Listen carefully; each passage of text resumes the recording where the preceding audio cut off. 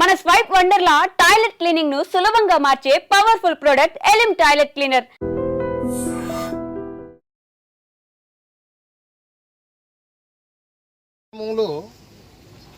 ఈ వైన్ షాప్లను కూడా రావడం జరిగింది. ఇప్పుడు తెలుసు నాకు, ఎందుకంటే నా పక్కన నా ఇంట్లో వీడియో తీశారు కాబట్టి. అయితే నేను వాళ్ళతో మాట్లాడే సందర్భంలో మరి ఎవరు తీసిండో నాకు తెలియదు. నేను వాళ్ళు వస్తే నా ఇంట్లో వాళ్ళకు ఛాయ్ ఇచ్చి మంచినీళ్ళు ఇచ్చి మరే చేసి నా దగ్గర కూర్చొని పెట్టుకున్నా. ఏ ఎమ్మెల్యే కూడా కూర్చొని పెట్టుకోడు. నా దగ్గర కూర్చొని పెట్టుకుంటే నేను ఛాయ్ ఇస్తే నా ఛాయల్ని ఇసం పోసిరు, వాళ్ళని ఛాయ్ ఆగిపోయారు.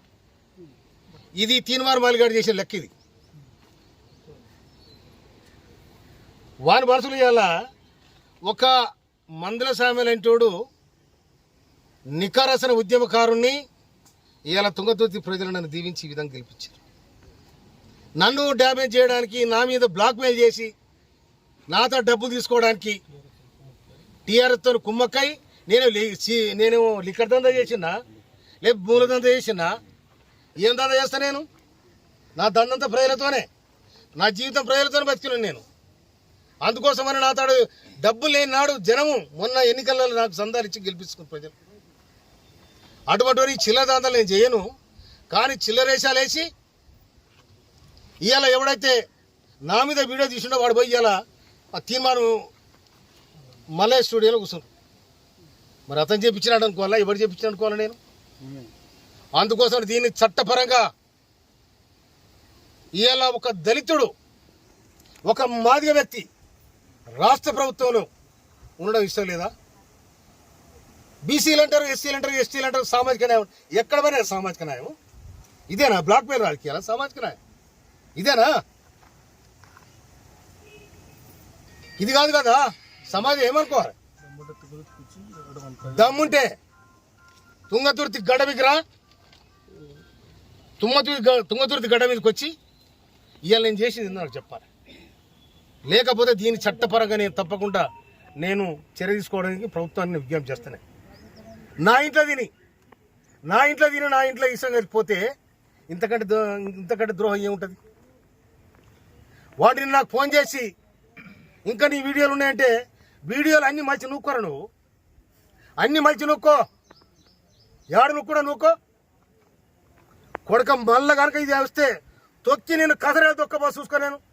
మందల సాబ్ ఏమనుకున్నారు మీరు? నేను మా కార్యకర్తలు దలుచుకుంటే న్యాయం కోసం తుంగతుర్తి పోరుగడ్డ కొట్టడానికి గడ్డ. కానీ మమ్మల్ని బ్లాక్మెయిల్ చేసి, మమ్మల్ని చీటింగ్ చేసి నా ఇంటికి వచ్చి నా దగ్గర తిని నాకు వీడియో తీపిస్తారా మీరు? నేను ఇవాళ సమాజంలో ఒక మార్పు రావాలి, గుర్తింపు రావాలి, ఒక సమాజం ఈ విధంగా ఉండాలని ఇవాళ కాంగ్రెస్ ప్రభుత్వం, ఇవాళ రేవంత్ రెడ్డి ప్రభుత్వం మేము విజ్ఞప్తి చేస్తే మాకు ఏబిసిడి వర్గీకరణ చేసింది. మాదిగ మంత్రి కావాలని కొట్లాడినా మేము. కొట్లాడి అధిష్టానం పోయి ఇవాళ మాదిగ మంత్రిని తీసుకొచ్చిన వాళ్ళ ప్రధాన పాత్ర వహించిన నేను. నా తమ్ముడు ఎమ్మెల్యేలు అందరిని అక్కడ చిన్నోళ్ళు, నేను చెప్తే వినరు వాళ్ళు.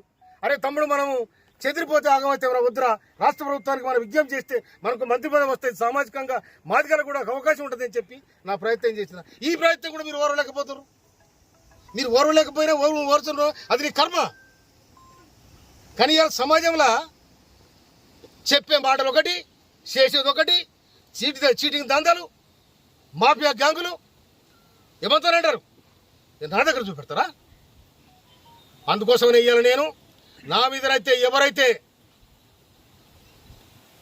అకారణంగా నా ఇంటికి వచ్చి నా ఇంట్లో అన్నం తిని నా అన్నంలో ఇష్టం కలిపోయిన ఎవడైతుండో మన మీద తప్పకుండా చర్య తీసుకోమని రాష్ట్ర ప్రభుత్వానికి, పోలీసు యంత్రాంగాన్ని కూడా చెప్తున్నాను నేను.